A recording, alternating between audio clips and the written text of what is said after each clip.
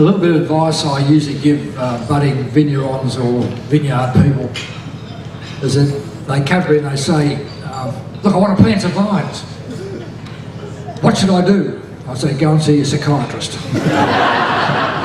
And I've had a number of people over the years come back to me and said, we actually did see our psychiatrist and we still planted vines and we didn't take his advice or your advice. So there you are. Tonight, this is funny, this thing, I don't normally speak with one of these things in my mouth. Can you hear me down the back? I'm sorry about that.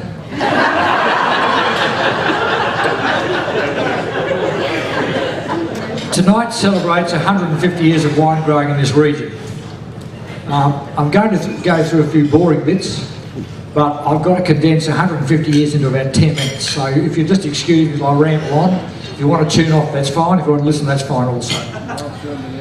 The arrival of Truett and Blancpain and the planting of half an acre of vines in 1863 heralded the beginning of the Great Western Grampians Region as we know it today.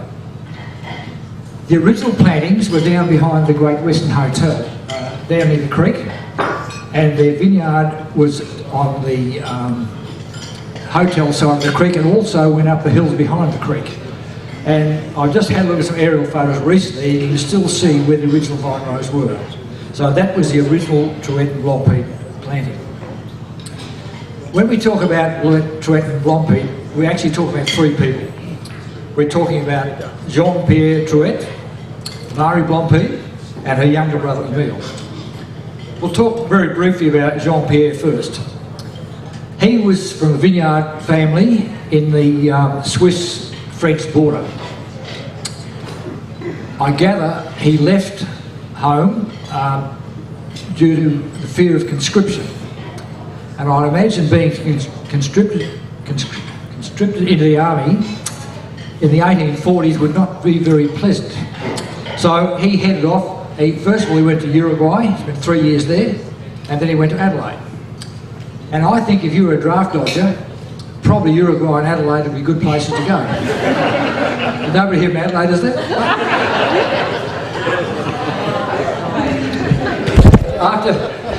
After arriving in Adelaide, he then went, gold was discovered in Victoria, and he headed across the goldfields of Victoria. Marie Blancpain and her brother Emile, I'll read this out actually. This is a quote from John Bull's Vineyard, written by Hubert de Castella. Now you might know the name Castella. That would be probably, I'd say, the great-grandfather of Robert de Castella of Marathon fame. So this is quoted directly out of his book. In 1852, two young people, a girl of 20 and her brother aged 15, members of a large family of Lorraine farmers, had their imagination fired by tales of the discovery of gold in Australia. Now, how the hell would they know? It wasn't on Facebook, it wasn't on the internet. It really amazes me how people in France in 1850 knew about gold in Australia, but that's just it. Knowing that their parents would not agree to it, they applied secretly to their father's landlord and induced him to make the necessary arrangements for their passage on board an English ship. They left their farm at night and, passing through a small town where one of their uncles lived, went to say goodbye, begging to explain everything to their parents and to reassure them of it as their future. After 3 months at sea, they reached Melbourne, then, possessed by gold fever, betook themselves to the Beechworth mines.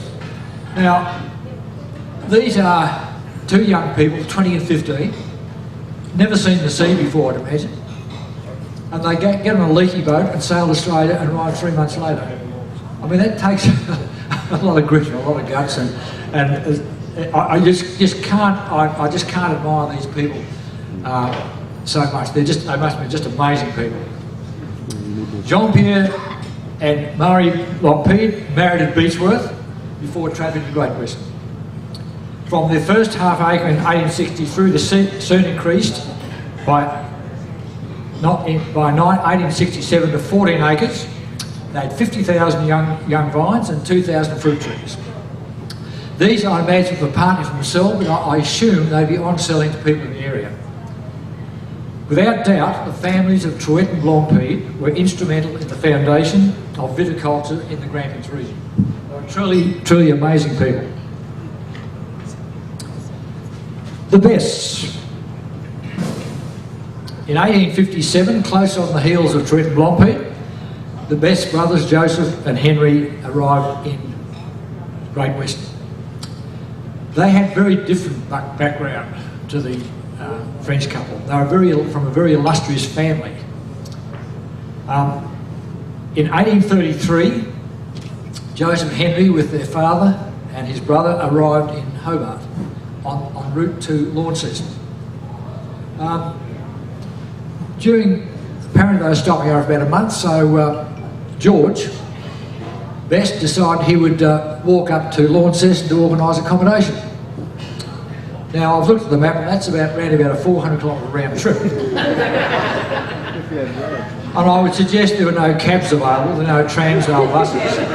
Back in 1833, I don't think there had to be a track. Actually, Chris and I were in Tasmania recently, and it hasn't changed much. Sorry about that. So they arrived in Launceston, and then they moved across to, with their father and the rest of his family, across to Melbourne in 1839. David, the father, set up as a cabinet maker, and he must have been a bit of a real estate bloke, because his initial holdings were 1 acre of land in Little Collins Street, 14 acres, which is now the city of Hawthorn. He also owned, which is now the Sunshine Railway Station. But just in all this, we've forgotten the women folk. And that's pretty important. Betsy, David's wife, gave birth to their 8th child, wait for it, at the age of 54. Shall we move on?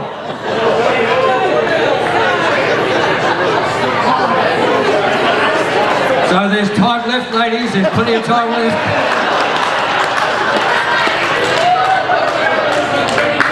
In 1857, Joseph and Henry decided to set up a slaughter yard at Great Western.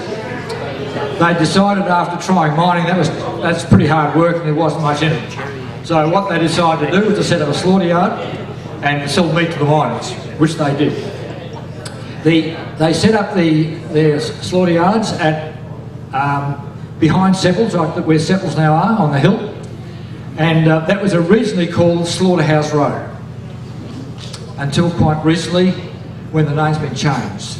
I assume due to political correctness. As gold petered out, they looked for other avenues, and Truett and Blancpain's orchard vineyard were going quite nicely, so they thought, well, this looks pretty good, we'll give this a try. To give you an aspect of time, in 1865 saw the assassination of President Abraham Lincoln. It was also the year that Joseph Best prepared the land for his first plantings in 1866. The two brothers, Joseph and Henry, worked closely together throughout their lives, and so it was that Henry took up land further down the Conchingella Creek in 1866 for the purpose of starting a vineyard, which he aptly named Conchingella. Joseph Best died in 1887, aged 57. Rumour has it that he was a pretty bit of a wild man, and his death was, I guess, part of that. The story goes he was racing his horse down to the pub, fell off and broke his neck, and that was the end of, unfortunately, Joseph Best. Joseph was unmarried, left no will, and the property was sold and purchased by Hans Irvine, a Ballarat businessman, in 1888 for the sum of £12,000. Now, I don't know what that is in today's term, but that would have been a lot of money, I would think. A lot of money then and a lot of money now. When Irvine arrived, he was already aware that Truett and Blancpain were already producing sparkling wines. I know they were the first people to produce sparkling wines in Victoria. I'm not sure whether they're the first people to produce sparkling wines in Australia. While Irvine continued with growing table wines and brandy production, his enormity was channeling the production of the greatest sparkling wines in Australia. He extended the tunnels under Great Western, took frequent trips to France to study the techniques of champagne making, and coaxed French champagne makers to assist him in his dream in Australia. He was passionate about sparkling wines, but he also continued to make table wines, but also he made a lot of brandy as well, which he bought wine from local growers and produced brandy from that. On Irvine's retirement in 1990, the Great Western Vineyard was sold to Seppels, who continued the sparkling wine legacy of Tourette and Blancpain and Hans Irvine, and went on to become Australia's most prestigious producer of sparkling wine in Australia. I think that's well documented and well known to most people. My great-grandfather William Thomson was born in Paisley in Scotland in 1847. He arrived in Australia as a child, and as he grew up, we picked him up first as being a mail carrier between Ballarat and Buninyong. He had a good mate who was a baker, and he got involved with baking, and he went on to become a baker in later life. Firstly, he set up a bakery in Buninyong, and then a shop in Flinders Street, and then finally he was a temperance caterer at Emerald Hill, which is now in South Melbourne. In 1888, he was appointed one of the 3 official caterers to the 1888 International Wine Exhibition, International Exhibition of Melbourne. Now, you know the exhibition buildings in Melbourne? I believe that was built for this international exhibition. So that was pretty important at the time. I also suspect at that time, this is where his interest in wine came in. Because I know at that exhibition there was quite a big wine show, and I also know that there were exhibits there by Hans Irvine and by the Bests, Henry and Joseph Best, and a lot of other guys from around the area and right throughout Victoria. And I think at this stage he became interested, and at that stage the land boom was on, things were booming, and then he went on in 1893. He purchased a property, a working winery and vineyard at Rimney. With no previous winemaking experience, William and his son Frederick, which was my grandfather, began to establish the Thomson family as a premier wine producers in this state. Meanwhile, at Conchagella, Henry Best had prospered there. Very hard-working man, a very decent, much admired man. He was a very high-regarded citizen in the community. He was JP and served as councillor in Stawell Shire for a number of years. After Henry's death in 1913, Henry's son Charles took over his father's vineyard, which he consequently put up for sale in 1920. Conchagella Great Western Vineyard was purchased by my grandfather Frederick Thomson for £10,000 and rights to use the Great Western trademark. Thus, the two vineyards and wineries established by the Best brothers are the only original properties in the region that are in existence today that have remained in continuous production since the 1860s.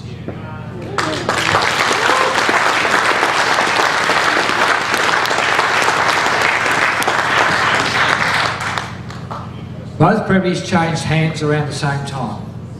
The Great Western Vineyard was purchased by Seppels in 1919 and the Best Conchagella Vineyard in 1920 by the Thomson family. Irvine, the previous owner of the Great Western Vineyard, had purchased significant amounts of wine from local growers for brandy production. But this ceased on retirement when he sold to Seppels in 1919. Obviously Seppels, they had their own brandy and didn't require brandy. This caused many problems amongst local growers with probably a forewarning of things to come. As the 1920s progressed, the government removed the bounty on export wines and the depression started to bite. I think a large part of business then was export. We have old stencils in our cellar, Glasgow, Edinburgh, and also there's some referring to India, because at that stage the Raj was in India and a lot of wine was exported to India as well. As the 20s progressed, the economy continued to deteriorate. For the next 40 years, the wine industry entered the doldrums. Many vineyards were let go and many only survived on production of fortified wines.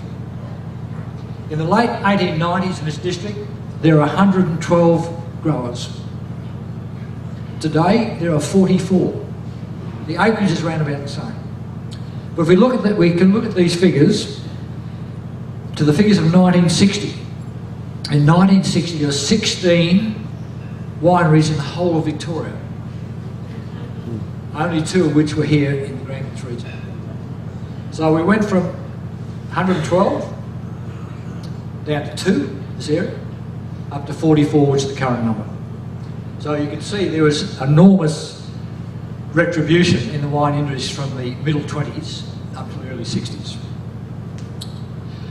Domestically, the 50s and 60s were buoyant years. By the mid-60s, table wines became an acceptable beverage wine. Wine was served in restaurants. Jimmy Watson in Melbourne introduced many young academics to the appreciation of wine.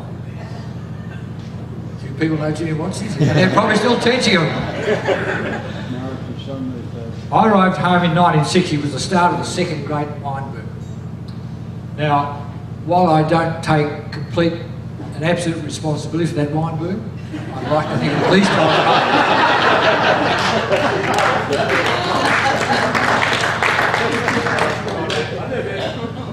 Perhaps I should tell you a little bit about that period. We did have electricity. We did have permanent water. We had telephone, which was a bit tricky, because every time we had a windy day, my father would say to me, he said, Viv, go and check the phone line. So you'd walk out there with a long stick, and somewhere along the line you'd have a stick across it, or there'd be wires were crossed, so you'd untangle them, go back, and you had decent reception again. Virtually when I came home, everything was done by hand. Hand pruning, hand harvesting, bottling was all done by hand.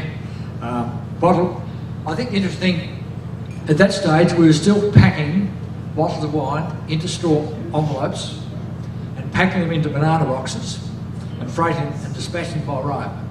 We had a railway station at Great Western those days.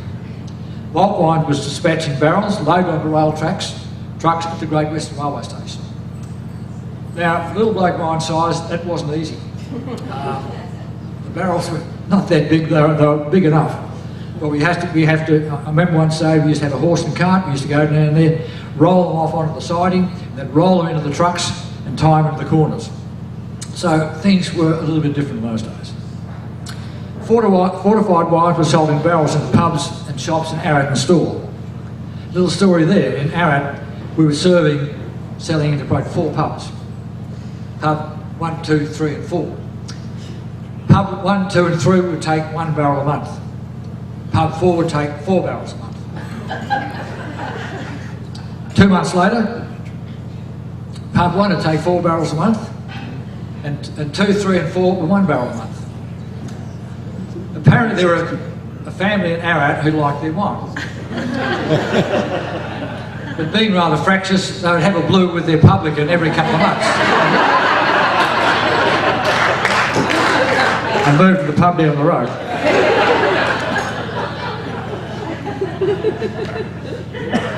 '63 was a very mixed year.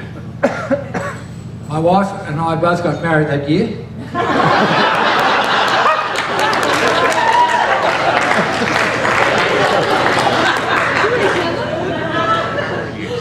To each other. In 1963 we had downy mildew for the first year. For the first time ever we had downy mildew. We'd never seen it. And that's a very common but very nasty disease to have. We had downy mildew for the first year in 1963. I also won best and fairest in the Great Western football team.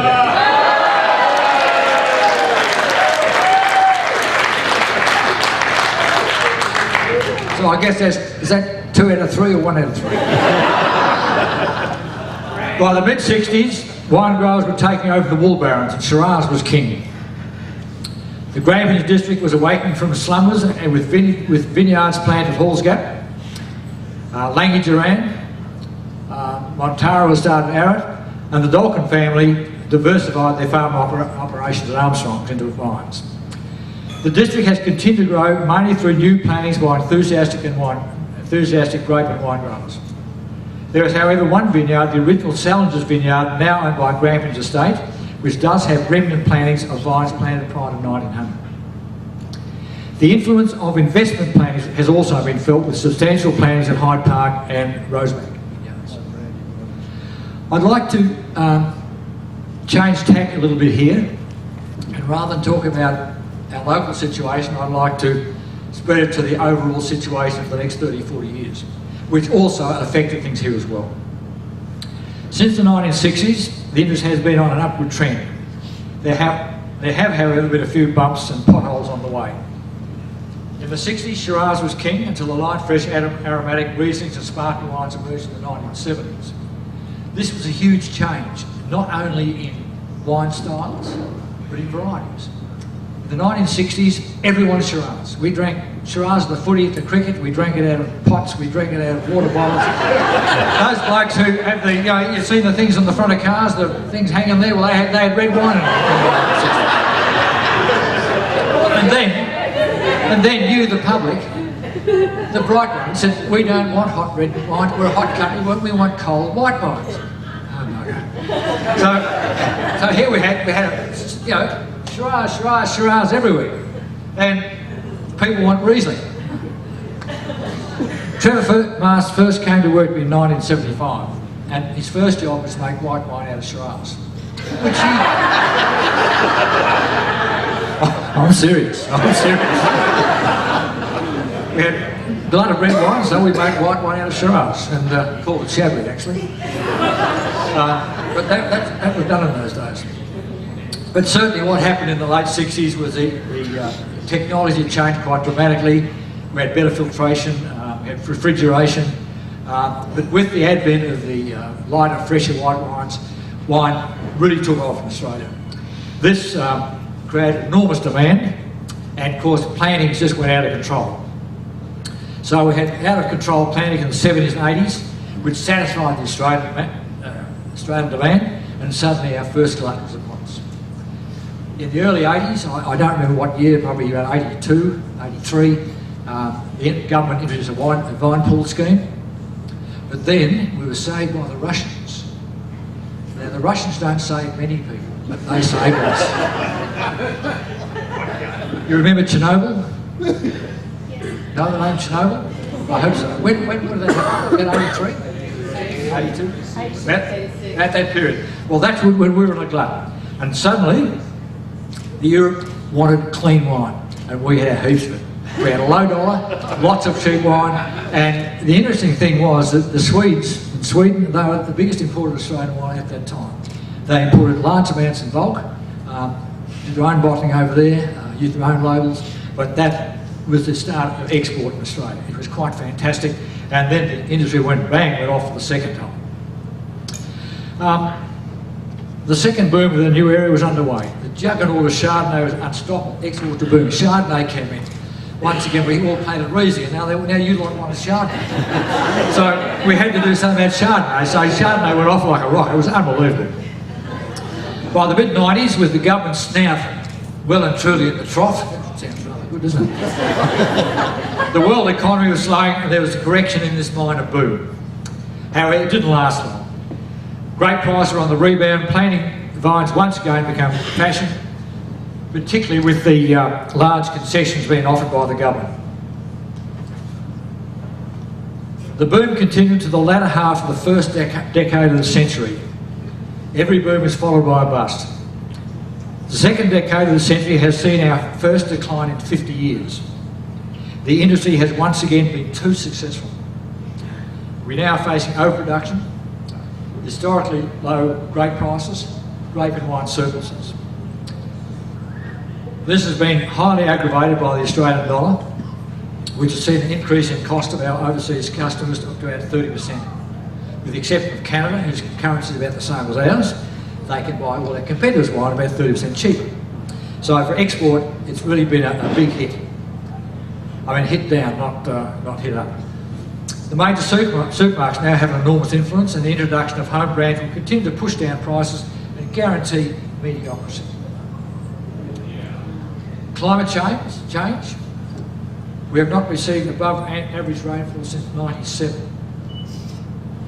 We are still the highest taxed wine producing country in the world. So think about that one. The Grampians is well poised to take advantage of the future. We have a well-deserved reputation for Shiraz. We produce Riesling as good as any in the country. The Riesling won trophies at national shows for every mainstream variety except Pinot Gris, which I consider as a weed.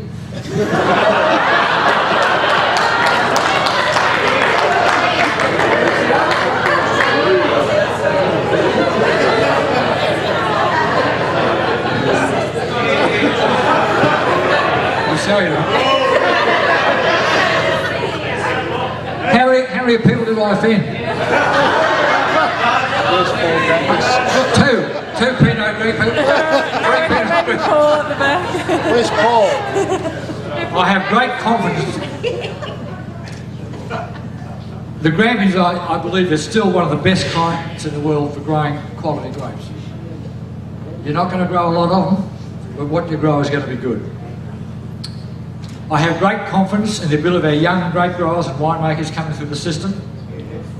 The current bus is cyclical, and providing governments leave us alone and allow us to get on with what we know best, I see no reason why we should not have a positive outlook for the future and continue some of the great wine, to continue to produce some of the great wines. Thank you very much.